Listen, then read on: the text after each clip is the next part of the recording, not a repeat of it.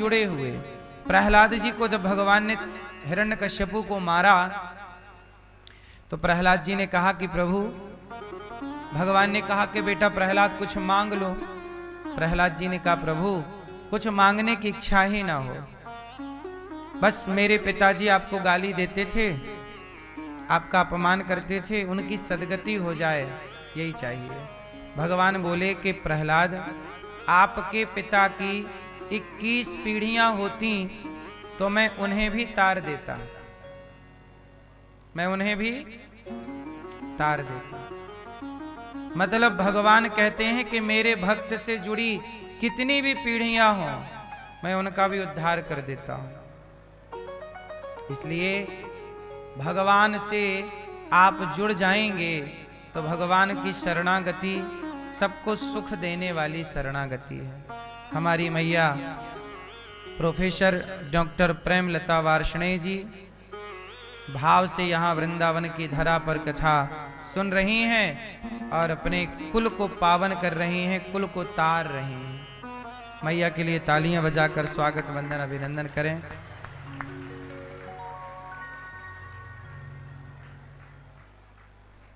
मैया प्रोफेसर हैं, ना जाने कितने बच्चों को पढ़ाया, कितने बच्चों को उनका सही मार्ग दिखाया और अब कितने बच्चों का भविष्य सवार के सुधार के मैया अब अपने सांसारिक जीवन से, सांसारिक जीवन के सारे कर्तव्य इन्होंने पूरे किए।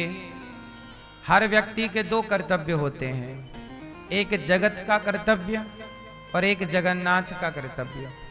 जगत के कर्तव्य भी मैया ने पूरे किए और आध्यात्म तो कुल मिला के मेरा काम है सबको भजन में लगाए रखना। तो देखो कई बार व्यवहार की प्रधानता नहीं होती, व्यवहार के पीछे के भाव की प्रधानता होती है ना। अब व्यवहार तो उनका बुरा है कि वो मार रहे हैं, अब देखने में तो यही लगेगा कि भाई ये राधा जी के विरोधी हैं, देखने में सीधा यही साबित हो रहा है कि ये विरोध मानते हैं, पर भीतर की बात क्या है। कई बार आप लोग संतों का विरोध करने लग जाते हैं, बाहर की बात देखकर, बाहर के भाव को देखकर, भीतर के भाव को देख नहीं पाते, इसलिए लोग संतों का अपराध कर बैठते हैं कि वो बात किस भाव से कही गई है ना। इसलिए कहता हूं कि कई बार हम लोग जो देखते हैं दिखता हुआ भी वो गलत होता है, और कई बार जो होता है वो दिखाई ही नहीं पड़ता। इसलिए कहता हूं कि भक्ति कैसी होती है। भक्ति व्यवहार में नजर नहीं आती, भक्ति व्यवहार का विषय नहीं है, भक्ति भाव का विषय है। व्यवहार तो क्या है। एक बार कबीरदास जी महाराष्ट्र गए, कबीरदास जी तो जनाबाई के बारे में बड़ा सुना था कि महाराष्ट्र में जनाबाई रहती है, बड़ी भक्त है। मैया सुन लो मेरी मां। कबीरदास जी महाराष्ट्र गए और जनाबाई का पता पूछते पूछते गांव में गए। अब वहां पर दो महिलाएं लड़ रही थीं आपस में। तो कबीरदास जी ने उस लड़ती हुई महिला से पूछा कि देवी ये जनाबाई कहाँ रहती है।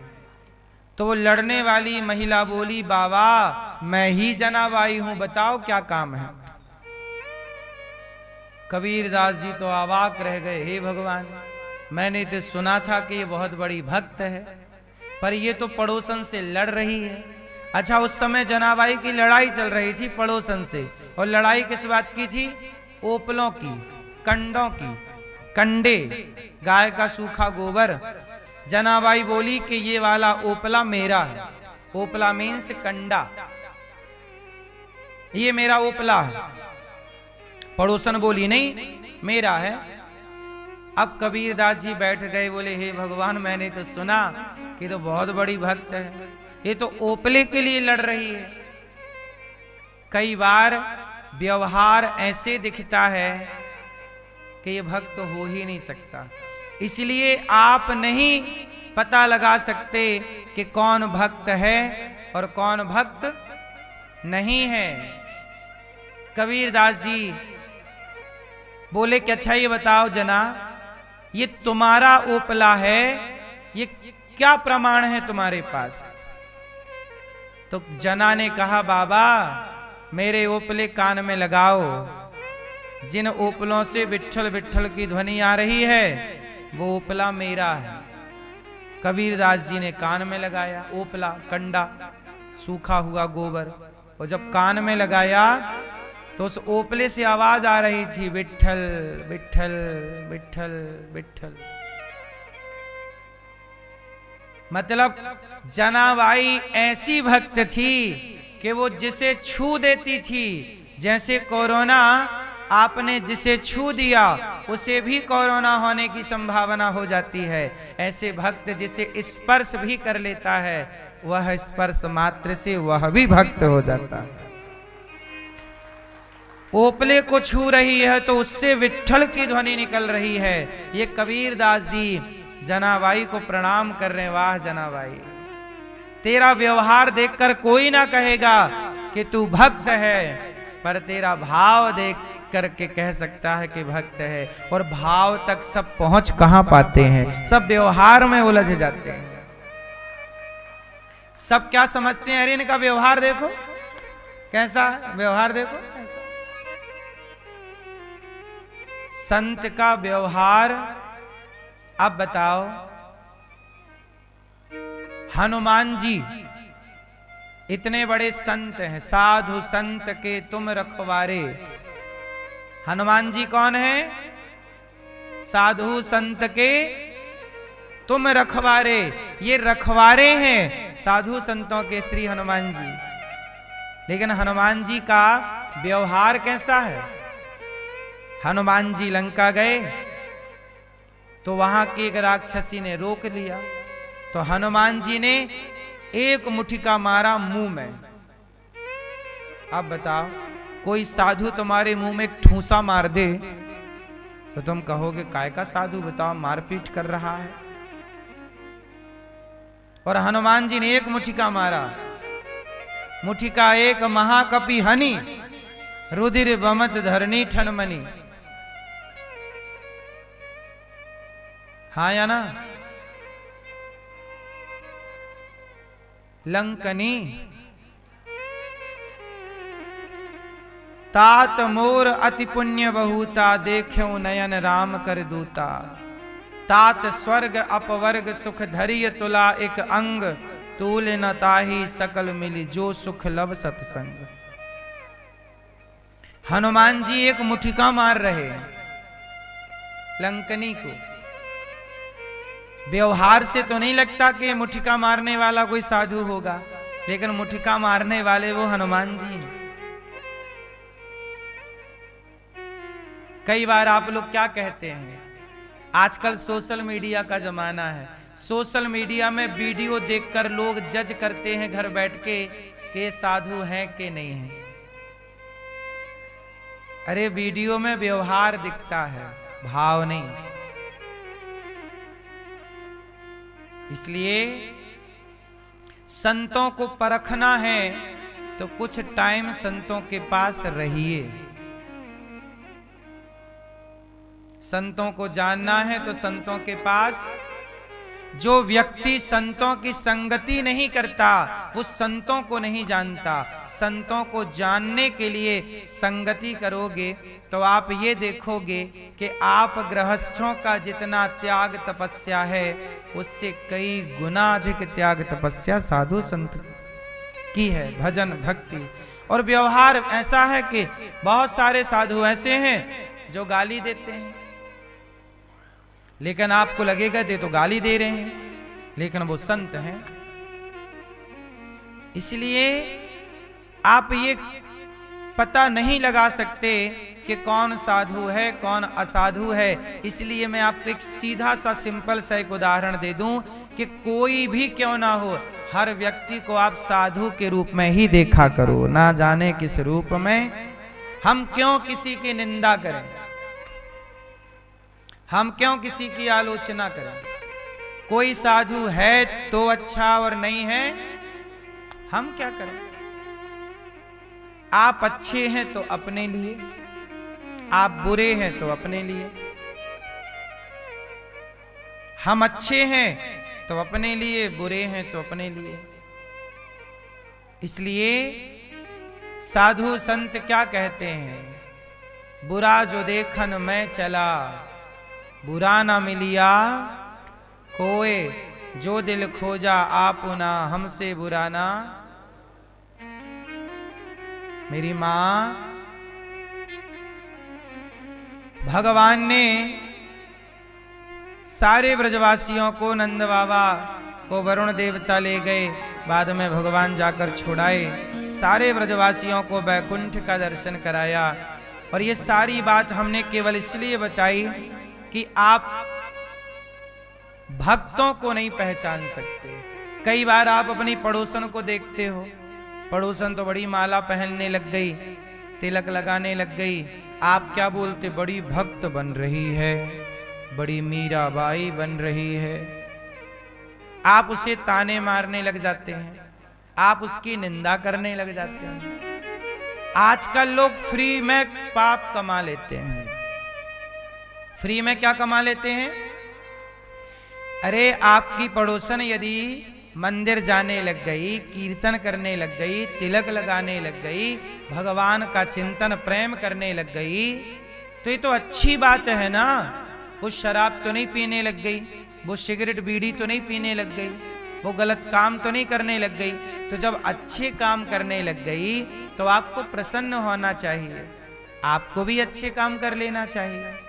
लेकिन आज कोई अच्छे काम करे तो लोग मजाक उड़ाते हैं, और क्लबों में जाके नाचें तो लोग कहते हैं इंटेलिजेंट हैं, बड़े पढ़े लिखे हैं, बड़ी सोच वाले हैं। पराये पुरुष के संग नाचे, पराई स्त्री के संग नाचे तो उसे लोग कहते हैं खुले दिमाग का है। आग लगे तेरे खुले दिमाग में।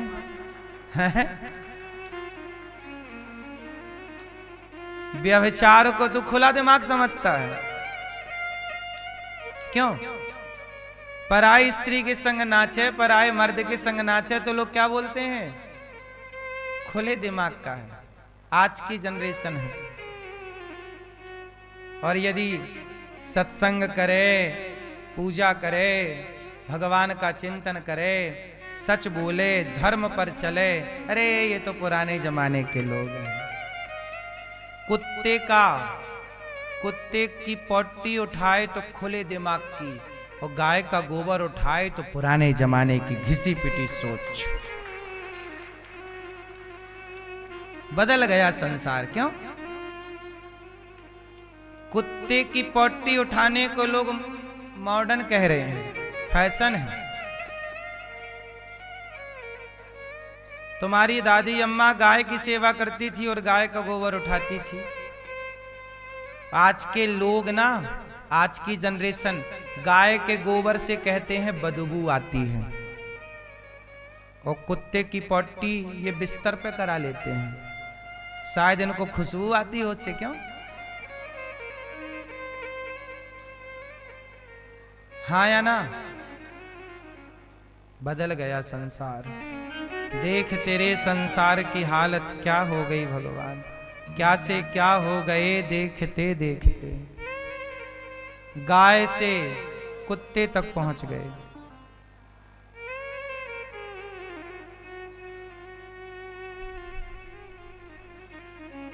मेरी मां,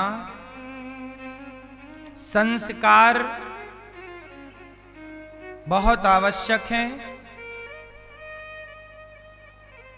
संस्कार ना देने से ही समाज में सबका नुकसान है। आपका नुकसान है, मेरा अपना। मैं तो संस्कार, देखो मैं सही चलूंगा मेरा फायदा होगा, आप सही चलेंगे आपका फायदा होगा। दुर्योधन गलत चल पड़ा भगवान ने समझाया, भाई सुधर जा, ये रास्ता ठीक नहीं है जिस रास्ते पर तू चल रहा। नहीं माना, सर्वनाश। रावण जिस रास्ते पर चल पड़ा, हनुमान जी ने समझाया, भैया मान जा, ये रास्ता सही नहीं है, तू पराई औरत को चुरा के ले आया, ये काम बिल्कुल गलत है। जब जब समाज बिगड़ी है तब तब संतों ने समझाया है। रावण को हनुमान जी ने समझाया, दुर्योधन को भगवान कृष्ण ने समझाया। जब जब समाज बिगड़ी है तब तब कोई भगवान ने किसी ना किसी, या खुद आए या किसी अपने साधु संत को भेजकर समझाया। जब हमारे देश में आक्रांता आया सिकंदर, तब चाणक्य ने धनानंद को समझाया, ए धनानंद, अब देश में खतरा है, सिकंदर आ गया है। और धनानंद बोला कि मैं राजा हूं, मैं इतना पावरफुल हूं, सिकंदर क्या कर लेगा? तो मुझे पाठ पढ़ाने चला है, मुझे समझाना चाहता है। जो ठीक बात बताने धनानंद को चाणक्य आए, उन चाणक्य के बाल पकड़ के निकालने का प्रयास किया, अपमान करने का प्रयास किया। याद रखिए, समाज में, राष्ट्र में जब जब संकट आया है, सबसे पहले चिंता संतों को ही हुई है। इतिहास देख लीजिएगा। एक बात बताओ, अहिल्या पत्थर की हो गई, अहिल्या का उद्धार किसने किया? किसने किया? लेकिन किसके कहने से किया? अहिल्या तो पड़ी थी पत्थर बनके, कई बार वहां से लोग आए गए, किसी की नजर नहीं पड़ी, लेकिन राम जी की नजर पड़ गई। राम जी ने कहा, गुरुजी रुकिए, ये कौन है? ये पत्थर की शिला पर स्त्री के जैसी दिख रही है। तब विश्वामित्र जी ने कहा कि ये गौतम जी की पत्नी अहिल्या है। तो आप यदि चरण रज रख दें तो ये तर जाएगी। नारी का उद्धार किसके द्वारा हुआ? एक संत राम से कहते हैं, प्रभु अपने चरणों की रज रखिए। संत ना कहते तो राम कोई अपने से थोड़ी चरण रज रख रहे थे उसके ऊपर। तो जब जब समाज पर संकट किसी भी तरह का आया तो संत ही समाज के लिए आगे आए हैं। इसलिए संत सदा से समाज के शुभ चिंतक रहे हैं। संत सदा से समाज के क्या रहे? इसलिए हम जो बात कहेंगे वो आपके हित में होगी। कड़वी हो सकती है, अच्छी ना लगने वाली बात भी हम कहते हैं। जरूरी नहीं है कि हमारी हर बात आपको अच्छी लगे। डॉक्टर की दवाई अच्छी थोड़ी लगती है,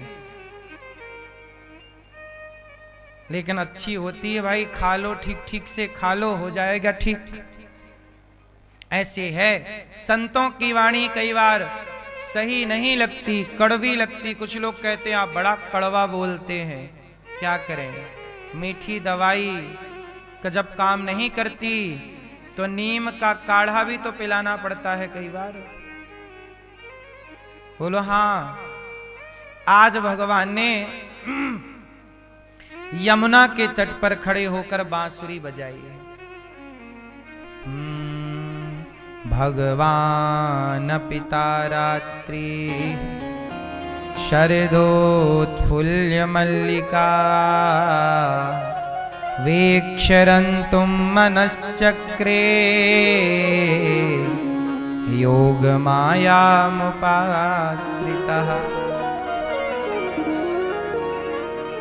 भगवान पिता रात्रि शरदोत्फुल्य मल्लिका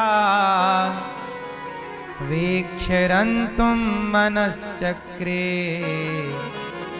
योग मायामुपाश्रितः। आज भगवान ने यमुना के तट पर बांसुरी बजाई और आज गोपियों को बुलाकर भगवान गोपियों के मध्य रास रचाने का संकल्प लेते हैं। निशम्य गीतं तदनंगवर्धनम ब्रजश्रियः कृष्ण गृहीत मानसा आजग्मुरन्योन्यमलक्षितोद्यमा स यत्र कांतो जवलोल कुंडला। आज भगवान ने गीत गाया, गोपियों को बुलाया, आओ आओ, क्लीम बीज मंत्र छोड़ा। गोपियां काम कर रही थीं, भगवान बांसुरी बजा रहे हैं और शाम का टाइम है, गोपियां काम कर रही हैं। कोई गाय दो रही है, कोई झाड़ू लगा रही है, कोई पोंछा लगा रही, कोई बच्चे को दूध पिला रही है, कोई भोजन पका रही है, कोई काम पति की सेवा कर रही है। हर सखी अलग अलग काम कर रही थी और तभी सबके कानों में बांसुरी सुनाई पड़ी। और बांसुरी भी ऐसी मानो कृष्ण बुला रहे हैं, राधा, ललिता, विशाखा, चंपकलता, सुदेवी, सारी सखियों को भगवान ने बुलाया। गोपियां अपने सारे काम को स्थगित करती हैं, छोड़ती हैं और बुला रहे हैं कृष्ण, तो दौड़ जाती हैं। कृष्ण बुला रहे हैं, काम को छोड़ दिया। क्यों? भगवान बुला रहे हैं। काम जरूरी है। कितना कितना जरूरी है काम? क्या कोई भी काम भगवान से अधिक जरूरी है? काम जरूरी है, ये बात सही है। क्या भगवान से जरूरी काम है? हैं? आप लोग काम को इतना जरूरी समझने लग गए हैं कि आपके बगल में एक मंदिर है, शाम के समय मंदिर में आरती होती है। आजकल आरती जब होती है तो मंदिर में इलेक्ट्रिक घंटा लगाया गया है, बटन दबाओ वो घंटा अपने से बजता है, टन टन टन टन टन टन टन टन टन। हाँ या ना? इस तरह की कमी आ गई है कि मंदिरों में अब कोई घंटा बजाने वाला सनातनी नहीं पहुंचता। यदि मंदिरों में घंटा बजाने वाले लोग समय से पहुंच के अपनी घंटी बजाने की जिम्मेदारी निभाते तो इलेक्ट्रिक घंटा लगाने की क्या जरूरत थी? बोलो हाँ कि ना? हिंदुओं, सनातनियों, मुसलमान आज भी 5 बार अपनी नमाज करते हैं। छोटे छोटे बच्चे भी उनके नमाज करते हैं, लेकिन आपने मंदिर जाना भी छोड़ दिया। कैसे आप सुरक्षित रहोगे? इसलिए आपने बहुत पहले एक गीत सुना होगा, मंदिर सूना सूना रहेगा, भरी रहेंगी मधुशाला, पिता के संग भरी सभा में नाचेगी घर की बाला। ऐसा कन्यादान पिता ही कन्या का धन खाएगा, रामचंद्र कह गए सिया से, ऐसा कलयुग आएगा। मंदिर सूना सूना रहेगा, मंदिर सूना रहेगा, भरी रहेंगी मधुशाला। ये मधुशाला क्या है? हैं? क्या नाचने वाली कहीं आए तो भीड़ लग जाती है। एक्सपायरी डेट वाले लोग पता है क्या करते हैं? अपने मुंह में 20 का नोट फंसाते हैं और नाचने वाली से कहते हैं तू निकाल। मंदिर जाने का टाइम नहीं है एक्सपायरी डेट वालों का। हमारे देश में कितने बड़े बूढ़े बुजुर्ग लोग भी हैं, लेकिन वो मंदिर नहीं जाते। नाचने वाली आए तो जाएंगे। मंदिर सूना सूना रहेगा, भरी रहेंगी मधुशाला, पिता के संग भरी सभा में नाचेगी घर की बाला। ऐसा कन्या दान पिता ही। ये कलयुग है, अब बेटी का धन भी बाप खाने लग गया है ना।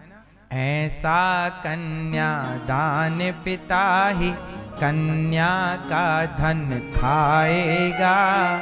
रामचंद्र कह गए सिया से ऐसा कलयुग आएगा। हाँ, क्या बताएं मेरी माँ। अब क्या क्या और देखना बाकी है। राजा और प्रजा दोनों में निस दिन होगी खींचातानी। कदम कदम पर करेंगे दोनों अपनी अपनी मनमानी। जिसके हाथ में लाठी होगी भैंस वही ले जाएगा। रामचंद्र कह गए सिया से ऐसा कलयुग आएगा। और सुनो सिया, सुनो सिया, कलयुग में काला धन और काले मन होंगे। चोर उचक के नगर सेठ और प्रभु भक्त निर्धन होंगे। जो होगा लोभी और भोगी वह जोगी कहलाएगा। हंस चुगेगा दाना धुन का लौवा मोती खाएगा। रामचंद्र कह गए सिया से ऐसा कलयुग आएगा। हंस चुगेगा दाना धुन का कौआ मोती खाएगा। बात समझ में आई। मंदिर सूना सूना रहेगा, भरी रहेंगी मधुशाला। शाम के समय मंदिर में नहीं है कोई घंटा बजाने वाला, और शराब की दुकान में भीड़ लगी है। कलयुग है साहब। दूध पीने वाला दूध नहीं पिएंगे। डॉक्टर दूध पीने के भी नुकसान बताने लगे हैं। कलयुग के डॉक्टर, कलयुग के डॉक्टर दूध पीने के भी नुकसान बताने लगे हैं। दूध को घर घर पहुंचाना पड़ता है क्योंकि दूध अच्छा है। शराब को पहुंचाना नहीं पड़ता क्योंकि बुरी है। बुराई के पास लोग खुद चल कर के जाते हैं। अच्छाई को घर घर पहुंचाना पड़ता है। दूध ले लो, अच्छाई को पहुंचाना पड़ता है, और बुराई तक लोग स्वयं।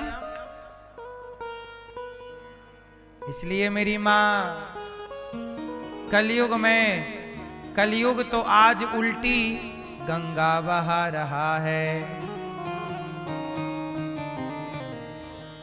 कलयुग तो आज उल्टी गंगा बहा रहा है। माता पिता को बेटा ठोकर लगा रहा है। भारत की प्यारी बहना तुम सावधान रहना। पापी भी हाथों अपने राखी बंधा रहा है। पापी भी हाथों अपने राखी बंधा रहा है। कलयुग तो आज उल्टी गंगा बहा रहा है। कलयुग है, सब उल्टा है। यहाँ सीधा नहीं है कुछ। यहाँ सीधी बात बोलो तो बुराई लग जाती है। और टेढ़ी बात अर्थात गलत बात लोग सही मानते। हम समझाएं सही बात कि बेटा मन लगा के पढ़ो, शराब ना पियो, अच्छे से रहो, कमाओ, माँ बाप की सेवा करो, तो लोग हम लोगों को ढोंगी पाखंडी कहने लग जाते। अरे आप तो पाखंडी हैं। सही बात करो तो पाखंडी। और जो बॉलीवुड खुलेआम कोई भी ऐसी मूवी बताओ, एक दो मूवी छोड़ के, जिस मूवी में सिगरेट पीने का सीन ना हो। क्यों मैया? जब पिक्चर बनती है तो सिगरेट पीने का सीन होता है कि नहीं? हीरो क्या पी रहा है? दारू पीने का सीन है कि नहीं? इसका मतलब है पिक्चर क्यों बनाई जाती है? शराब और गुटखे का, सिगरेट का प्रचार करने के लिए बनाई जाती है। हर मूवी में प्रचार किसका है? नहीं बोला जा रहा है। आपके बच्चे सिगरेट पीने लग गए। जो सिगरेट पीने की भी वो मूवियां बनाए, उन्हें तो आप सुपर डुपर स्टार कहते हैं। और जो सिगरेट छोड़ने की बात साधु संत हम करें तो हमें ढोंगी पाखंडी कह दिया जाता है। ये तो ढोंगी हैं, पाखंडी हैं। क्यों मेरी मां? खुलेआम आपको बुराई परोसी जा रही है और उसे परोसने वाले अपने को सुपर डुपर स्टार कहला रहे हैं। और जहां सच्चाई बताई जा रही है तो वहां ढोंगी पाखंडी कहा जा रहा है। कलयुग है, उल्टा काम है। यहां गलत करने वाला सही और सही करने वाला, बोलो हाँ, कलयुग है। युग का भी तो अपना धर्म है। युग का क्या है? ये युग धर्म है। मेरी मां, आज भगवान ने गोपियों को बुलाया। सारी गोपियां काम धाम छोड़कर दौड़ पड़ी। अच्छा ये बताओ, काम छोड़ देना चाहिए कि करते रहना चाहिए? हैं? काम करते रहना चाहिए। अच्छा, इसी काम में कहीं राम मिल जाएं, अर्थात राम मिल जाएं, तो काम को महत्व दें कि राम को महत्व दें? हैं? काम और राम, काम जरूरी है कि राम जरूरी है? कौन? काम। काम करिए, छोड़िए मत। 30 दिन काम करिए, पर 30 दिन में से एक दिन निकाल लीजिए। कम से कम 29 दिन काम को दीजिए, तो एक दिन पूरा का पूरा राम को दीजिए। एक दिन तो दीजिए। 24 घंटे में 23 घंटे काम को दीजिए।